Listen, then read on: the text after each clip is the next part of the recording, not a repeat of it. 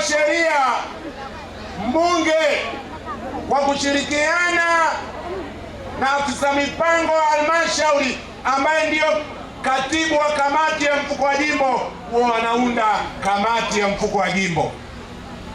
Tumekwisha iteua, fedha zimeingia zaidi ya milioni 70.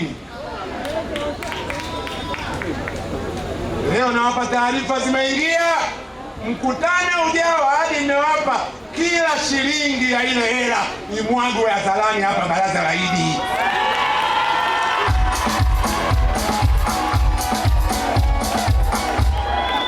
Na watu siwapokee tu taarifa, wakapime huko.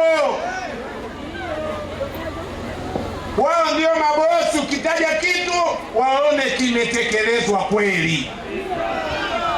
Kama mbunge fedha ambazo ziko chini yake hawezi kuzitolea maelezo, anapata wapi uhalali wa kisiasa na wa kimaadili kusimamia fedha nyingine? Mimi nataka fedha za mfuko wa jimbo zielezwe vizuri ili zinipe uhalali wa kuwakaba wengine. Haiwezekani wewe unaangalia kibanzi kwenye macho ya wengine, kwako kuna boriti. Hiyo haiwezekani.